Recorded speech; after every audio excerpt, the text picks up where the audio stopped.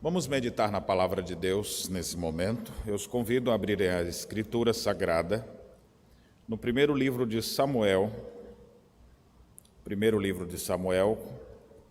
no capítulo 30. Mantenha o texto aberto, nós vamos ler daqui a pouco.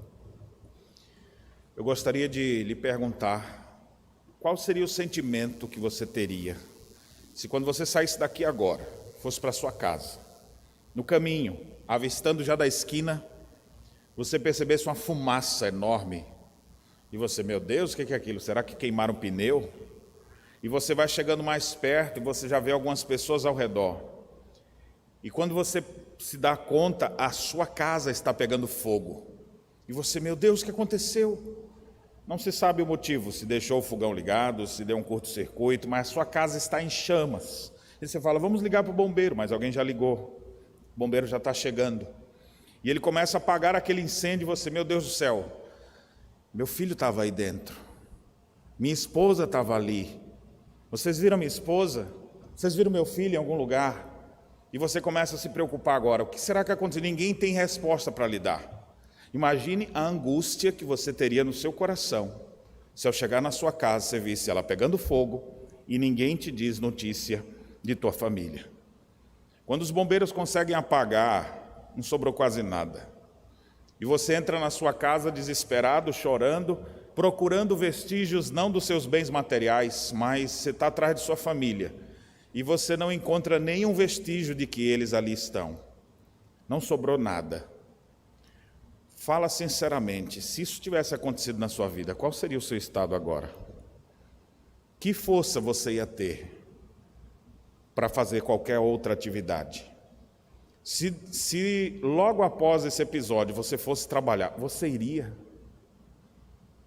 Como se nada tivesse acontecido? Sua casa pegou fogo, sua família você não sabe se estava dentro, se estava fora, ninguém te dá um retorno. O que você faria numa situação como essa? Eu queria dizer que o texto que nós vamos ler conta uma história que é muito mais grave do que isso que aconteceu. E o povo perdeu as forças. Essa é a expressão que o texto vai nos mostrar. O povo perdeu totalmente a sua força. E quando as pessoas perdem suas forças, o que elas podem fazer mais? Eu me lembro da dificuldade que é o meu ofício como pastor, de ter que muitas vezes comunicar para o familiar que o seu ente querido faleceu. Uma vez eu vi um homem, ficou viúvo, desmoronando, a informação não o manteve em pé. Ele desmaiou, ele não desmaiou, mas ele caiu com aquela informação de que a sua esposa havia falecido. É uma situação muito pesada. Muitas pessoas estão passando por situações assim. Ao verem suas empresas quebrando, ao verem familiares morrendo, profissionais de saúde que estão trabalhando sem parar e parece que nunca acaba. E nesse cenário, falta força para prosseguir. O que a gente pode fazer nessas horas? Chorar e se desesperar? Ou tem alguma coisa a mais que a gente pode fazer? Onde nós podemos encontrar forças para prosseguir quando tragédias, quando adversidades grandes e graves nos sobrevêm? Nos entregar ao desespero? Ficar parado? O que fazer nessas horas? Nós vamos aprender, a partir dessa passagem, o que fazer nesses momentos, vendo alguém que sofreu bastante. A vida dele aponta para Cristo, porque Davi foi um homem que sabia o que era padecer. A vida dele aponta para aquele que sofreu mais do que todos, Cristo Jesus. E eu gostaria que você pudesse atentar à parte da leitura que farei agora e depois ao final dela inteira. Diz assim o capítulo 30, a partir do verso 1. Sucedeu, pois, que chegando Davi e seus homens, ao terceiro dia, a Ziclague, já os amalequitas tinham dado com ímpeto contra o sul e Ziclague, e a esta ferido e queimado. Tinham levado cativas as mulheres que lá se achavam, porém a ninguém mataram, nem pequenos, nem grandes, tão somente os levaram consigo e foram seu caminho. Davi e os seus homens vieram à cidade e ei-la queimada, e suas mulheres, seus filhos e suas filhas eram levados cativos. Então Davi e o povo que se achava com ele ergueram a voz e choraram, até não terem mais forças para chorar. Também as duas mulheres de Davi foram levadas cativas, Ainoã, a Jazreelita, e Abigail, a viúva de Nabal, carmelita. Davi muito se angustiou, pois o povo falava de apedrejá-lo, porque todos estavam em amargura, cada um por causa de seus filhos e de suas filhas. A vida de Davi foi marcada por grandes momentos de tragédia e de dor, desprezo e perseguição. Nós temos desde o início da sua caminhada, depois que ele enfrentou Golias, conhecemos essa talvez seja uma das principais histórias de Davi, que as crianças guardam. Ele enfrenta Golias, começa a fazer parte do exército de Israel, começa a ser usado pelo rei Saul em todas as suas empreitadas. Ele começou a fazer parte da guarda especial de Saul. Tamanha era a sua dedicação. É como se fizesse parte já do esquadrão de elite do exército de Israel. E Davi vai para vários lugares e as pessoas vão junto com ele. Todo mundo fala: rapaz, esse menino, esse jovem, ele é destemido mesmo. Ele não só enfrentou o gigante, não. E eles iam em várias empreitadas e todas eles obtinham vitórias. Isso porque Deus era com Davi. E Deus já havia escolhido Davi para ser o novo rei de Israel, pois já havia rejeitado a Saul, por causa de sua desobediência e incredulidade. Davi então faz várias empreitadas e sempre preocupado com o nome de Yahvé, com o nome do exército do Senhor, e ele assim lutou bravamente. Até que um dia, algumas mulheres resolveram fazer uma música. Eu brinco dizendo, Asaf começou a cantar um corinho, dizendo assim: Saul matou milhares, Davi, porém, 10 milhares. E as pessoas começavam a elogiar Davi, exaltando ele mais do que o Saul. Foi o suficiente para Saul começar a se descompensar e se tornar uma pessoa agora perseguidora, e ficar tão preocupado que na hora, a fraqueza de caráter de Saul, a fraqueza de conseguir de ouvir alguém ser elogiado na sua frente, fez com que ele ficasse com uma inveja, que ele na hora respondeu dizendo: o que falta para ele senão o reino? Mas olha só que coisa, só porque alguém cantou. Saul nunca teve nada do que acusar Davi. Davi nunca se prontificou a se revoltar contra o rei. Pelo contrário, ele era um dos mais fiéis da sua guarda pessoal. Mas agora Saul olha para ele e fala: ele quer o meu reino. E por que ele está com esse pensamento? Porque as irmãzinhas cantaram aquela música. Saul matou milhares, Davi, porém, 10 milhares. Isso começou a dar um ódio. Davi não está nem sabendo o que está acontecendo no coração de Saul, mas Saul agora, movido por um sentimento estranho, quer matar Davi a todo custo. E não são poucas as narrativas que nós temos mostrando Saul o tempo inteiro querendo matar. E Davi foge. E ele pega vários seguranças e fala: vamos matar ele dentro de casa agora enquanto dorme. E Davi foge.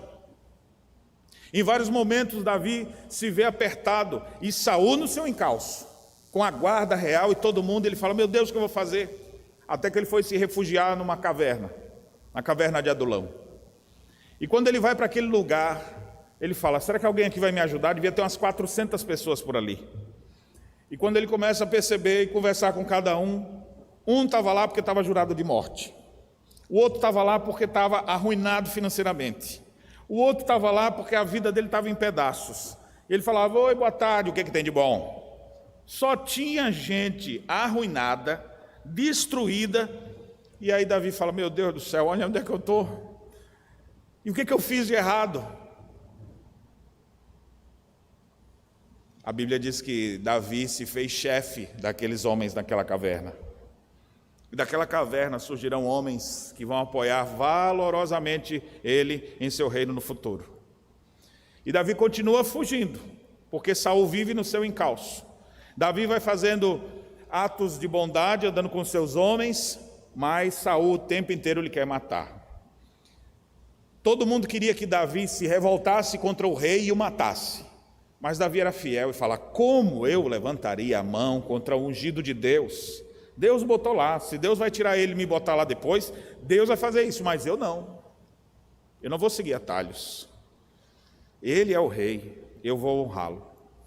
Ninguém pensava assim, só Davi. E ele mantém a sua integridade. Algumas vezes, os seus amigos e companheiros falam: Davi, Deus entregou Saul na tua mão. Tem até um episódio cômico em que Davi e seus homens estão dentro de uma caverna e Saul diz assim para eles: olha, fiquem aqui que eu vou ali aliviar o ventre. E ele entra na caverna para essa necessidade básica, só que os homens estão tudo escondidos lá dentro, ele não está vendo na escuridão, e os homens começam a cochichar com Davi: Davi, o Deus te entregou na mão, Davi, mata ele agora, se tu não matar eu mato. E Davi segura todos os homens e fala: não, de maneira alguma, como vamos levantar a mão contra o ungido de Deus? Não, Davi, não é possível, Deus botou na nossa frente aqui. E Davi: não, e ele segura os homens.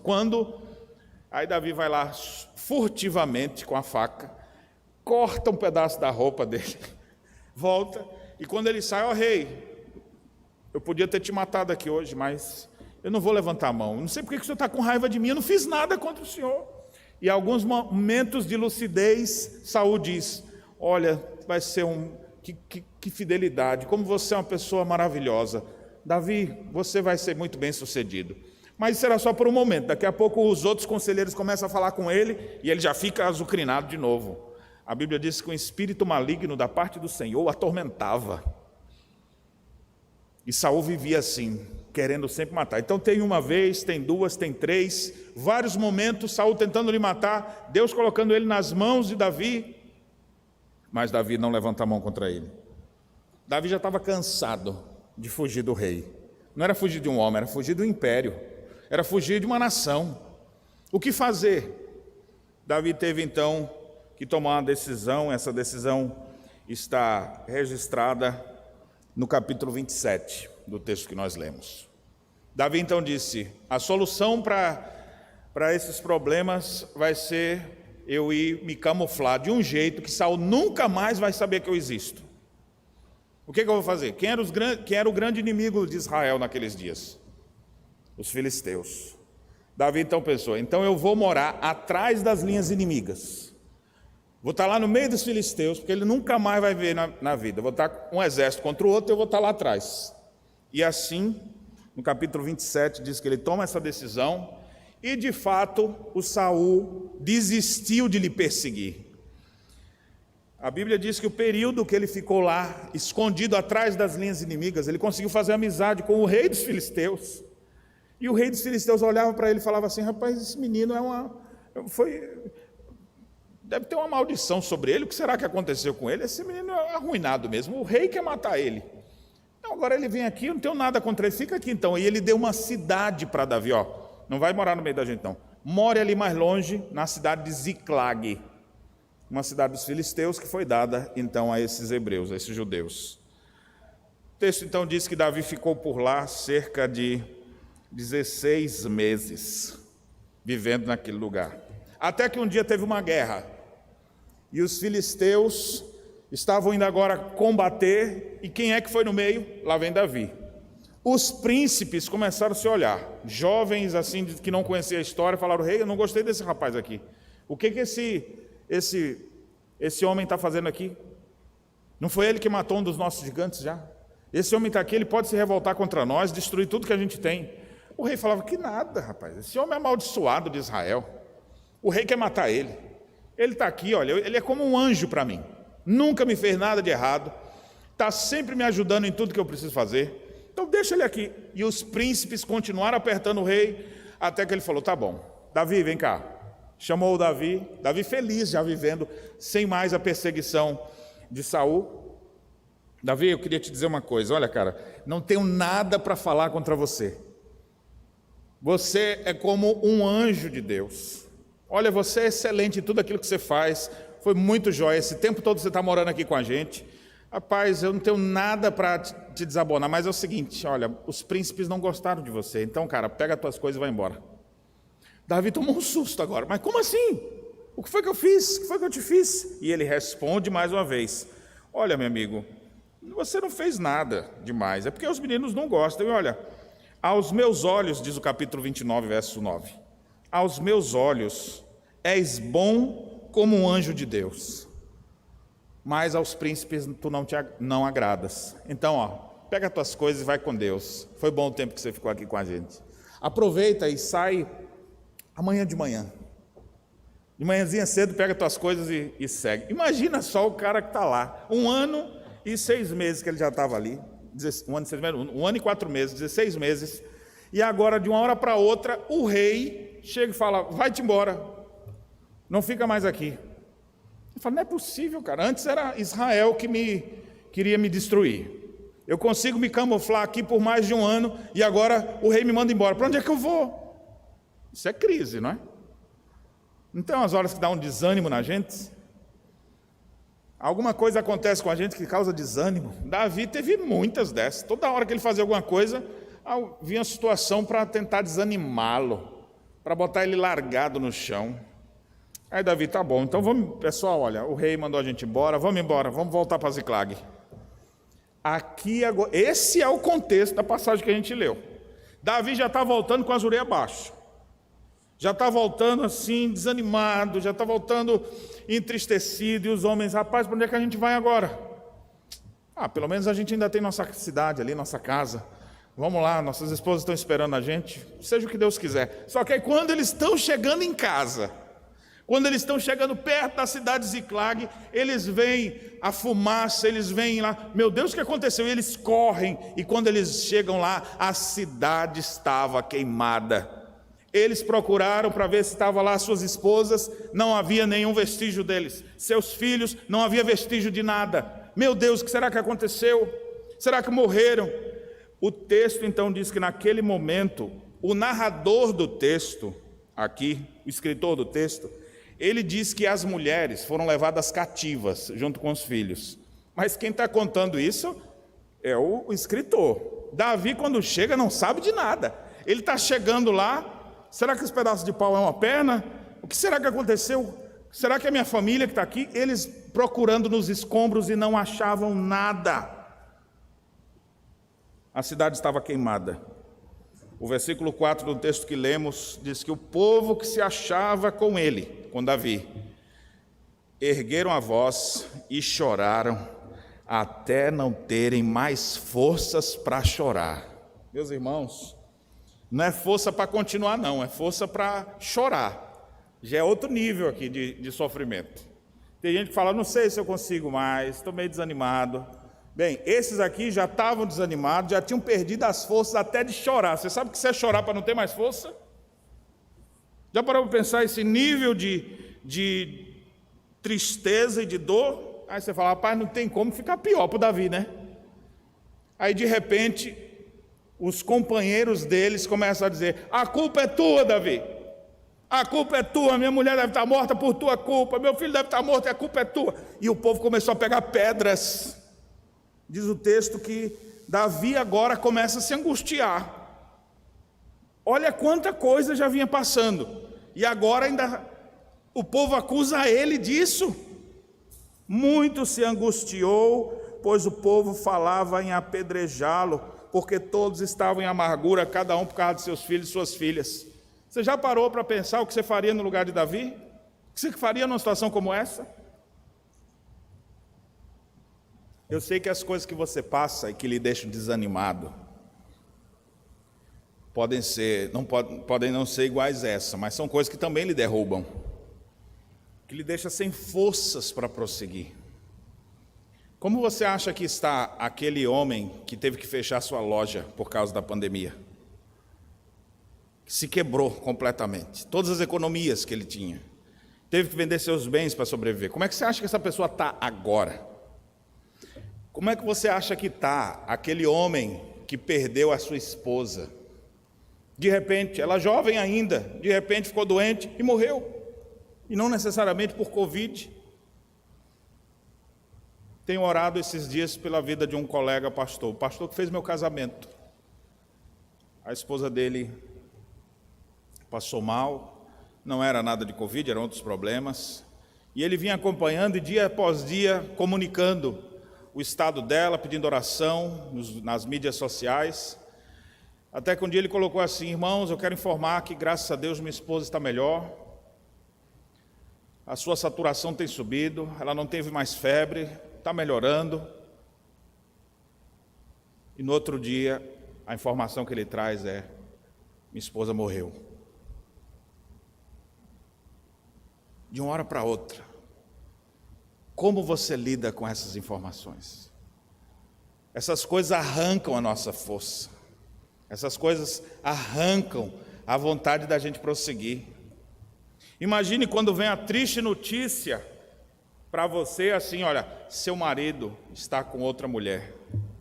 Aí você fala: não acredito numa coisa dessa. Desilusões amorosas.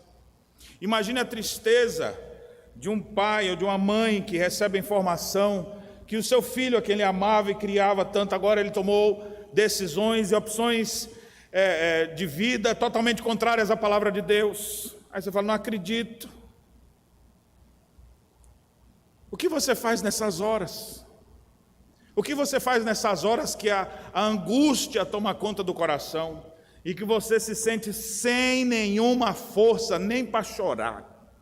Se você não tem força para prosseguir, o texto nos fala de gente que não tinha força nem para chorar mais, de tamanha amargura e sofrimento que eles estavam. Tá bom, pastor? Me tira dessa, eu já estou angustiado só de pensar nisso tudo.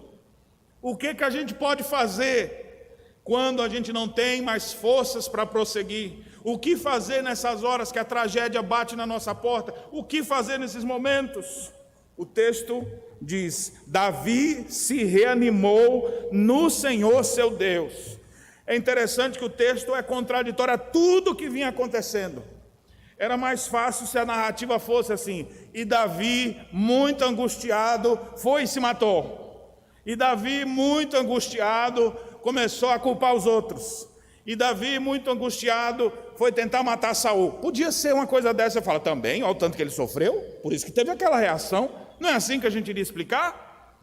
Mas, a despeito do curso natural, de como a maioria das pessoas fariam, o texto diz: Davi, porém, já bota um porém aqui, ele vai em outra direção. Enquanto todos estão em amargura, enquanto todos estão em sofrimento, chorando até não ter mais força para chorar, Davi se reanima. Como é que a gente se reanima? E o segredo aqui está no texto. O ânimo é fundamental para a nossa vida. Sem ânimo você não faz nada. Sem ânimo você não levanta quando o relógio toca. Sem ânimo você não quer comer. Sem ânimo você não quer nem tomar banho. Sem ânimo você não quer atender ninguém. Sem ânimo você não faz nada. Você não tem coragem para nada. E o que fazer quando o ânimo vai embora? O ânimo vai, existe um mecanismo aqui chamado reânimo.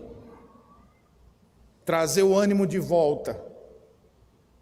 Fazer com que aquilo que se perdeu volte a existir. Tá, pastor? E onde é que a gente aperta isso aqui? Isso só é possível em uma pessoa, em um ser divino e superior. Davi se reanimou no Senhor seu Deus. Só dá para ter ânimo se a gente se voltar para Deus. Só dá para ter ânimo se a gente buscar o socorro divino.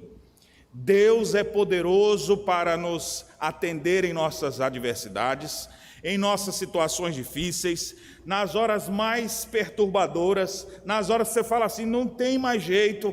Ele é poderoso para nos atender e nos socorrer. Anime-se nele. E se o seu ânimo for embora, trate de se reanimar. Busque ânimo de novo. Como que eu vou buscar esse ânimo? Em Deus, somente nele. Quando vivemos pela fé, nós temos ânimo. O ânimo está ligado à nossa fé. Por isso que o apóstolo Paulo declara que nós não vivemos pelo que vemos, não vivemos por vista, mas vivemos pela fé. Por isso temos sempre bom ânimo. Mesmo cercados de adversidades, mesmo com os problemas se amontoando, ainda dá para ter ânimo. Onde eu vou ter ânimo? Eu vou ter ânimo quando resolver isso aqui. Não, você pode ter ânimo sem resolver nada. Se alguém morreu, não vai ressuscitar aqui na sua frente. Às vezes uma tragédia que aconteceu não tem retorno mesmo não. Tem situações que não vão voltar atrás. Pode ser que alguma ou outra volte, mas tem coisas que não retornam mais. E aí como é que eu vou viver então? Reanimando-se no Senhor seu Deus. O Salmo 37 aponta isso de uma forma maravilhosa. Lá ele diz assim: entrega o teu caminho ao Senhor. Observe, ao Senhor. Depois ele diz: descansa no Senhor. Confia no Senhor. Espera no Senhor. O segredo de tudo está no Senhor. Você quer encontrar forças para prosseguir? Reanime-se no Senhor seu Deus. Ele precisa ser o Deus que você vai seguir, servir. Ele é quem opera em nós e traz o ânimo de volta. Não é simplesmente um esforço seu. Isso era o Deus de Davi operando no coração dele. É graça de Deus na vida dele. Meus irmãos, a história não é o meu objetivo principal contar, mas eu sei que você deve estar pensando aí: o que aconteceu, pastor? Morreram mesmo? Bem, o narrador já havia dito que as mulheres tinham sido levadas cativas. Os filhos também. O que é interessante é que entre os sobreviventes estava lá Abiatar. Abiatar era filho do sumo sacerdote que havia sido morto. E Davi se sentia um pouco de culpa por causa dessa morte também, mas ele seguia adiante. E eles então começam a buscar a Deus, porque o filho do sacerdote estava lá, trouxe a veste sacerdotal. Eles então começam a invocar a Deus, e eles ficam assim: Senhor, o Senhor nos dará a forma de alcançar a maneira de achar quem foi que mexeu nos nossos filhos, quem tocou fogo na cidade. O Senhor poderá nos ajudar de alguma maneira? E a resposta foi sim. O que é interessante é que o versículo 11 diz: acharam no campo um homem egípcio e o trouxeram a Davi. Deram pão e comeu, e deram-lhe beber água. Deram-lhe também um pedaço de pasta de figos secos e 2 cachos de uva, e comeu. Recobrou então o alento, pois havia 3 dias e 3 noites que não comia pão nem bebia água. Você sabe assim o que é? Do nada apareceu um cara do Egito ali. E o cara desfalecido. Você pergunta para ele, ele está morrendo ali. O pessoal deu água para ele, estava desidratado. O pessoal deu comida para ele. O cara só se levantou 3 dias depois. 3 dias depois, Davi... Então, nesse meio tempo aqui, está todo mundo ali. Como é que vai ser? O que vai acontecer? 3 dias aqui de angústia, até saber o que vai acontecer. De onde você é? E ele diz: olha, eu sou servo de uma amalequita. Meu senhor passou por aqui, foi ele que destruiu isso aqui tudo, e eles foram naquela direção. E o homem egípcio aponta para Davi o que havia acontecido. Olha, as mulheres todas foram levadas, os filhos também, foram eles que fizeram assim, me largaram aqui no caminho. Davi agora consulta o Senhor, já sabe que Deus vai ser com ele, e Davi e seus homens vão no encalço desses amalequitas, que mexeram com suas esposas e seus filhos. Eles os encontram, destroem os seus inimigos e voltam vitoriosos, trazendo suas esposas e seus filhos depois dessa situação. Meus irmãos, Deus faz assim, quando a situação está praticamente morta, você olha assim, não tem mais solução, Deus pode mudar todas as coisas, mas antes de Deus mudar qualquer coisa, você precisa se fortalecer espiritualmente, você precisa se reanimar nele. Deus não é igual a um pai bobo, que o menino começa a fazer birra e chorar, ele fala: toma filha, para de chorar, toma aqui. Pode chorar. Deus olha assim: vai chorar? Vai demorar mais. Deus é um verdadeiro pai que sabe ensinar seus filhos. E quando eles estão sendo provados, Deus fica ali, ó. Deus está do lado, está vendo, está testando, está provando. Mas na hora certa, Ele faz tudo aquilo mudar. Esse Davi, que tanto sofreu, se tornou o maior rei de Israel. Ao ponto de toda referência aos reis de Israel e a linhagem santa que vem para o povo de Deus, a referência é sempre a Davi, o grande rei, o mavioso salmista de Israel. Esse homem que sofreu tanto, Deus estava trabalhando nele para fazer dele um servo fiel, que ia governar sobre Jerusalém, sobre todo Israel, por muitos anos. Eu não sei por que é que Deus permite que você passe pelo que você passa. Por que a gente enfrenta algumas adversidades? Mas eu sei de uma coisa: Deus está presente. E Ele está usando tudo isso para forjar seu caráter. Deus espera que nessa hora de luta e de dor, quando você aparentemente não tem mais forças para prosseguir, nessas horas você precisa se reanimar no Senhor. E ao se reanimar no Senhor, você vai encontrar alegria de novo, força para viver, e vai começar a lidar. De repente, aquilo que estava um cenário nefasto, destruição, é transformado. Agora tem próximas cenas: Davi com a esposa, vem cá, mozinho, cadê as crianças? Os outros que estavam chorando até não ter mais força para chorar, estão com um sorriso no rosto, eles estão com suas esposas de novo, eles estão com seus filhos de novo. Mas tudo isso foi possível porque um homem se reanimou no Senhor seu Deus. Nós precisamos buscar ânimo em Deus. Cristo é aquele que se apresenta a nós dizendo: sou eu, tende bom ânimo, não temais. Cristo é quem pode nos encher de ânimo, vigor espiritual, para a gente enfrentar as tempestades, as lutas, as adversidades dessa vida. Então mantenha seu foco nele, entregue o seu caminho a Ele, espere nele, descanse nele, confie nele, reanime-se no Senhor seu Deus.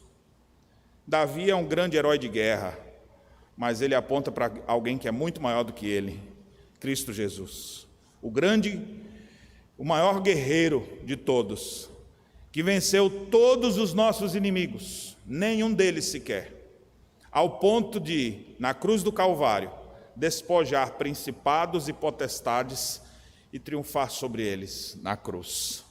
O escrito de dívida que era contrário a nós, ele pregou na cruz. Nossa vida foi mudada através de Jesus Cristo. O apóstolo Paulo, por causa da vitória que Cristo nos dá, ele diz: vocês são mais que vencedores. Vocês nunca vão ser perdedores em Cristo.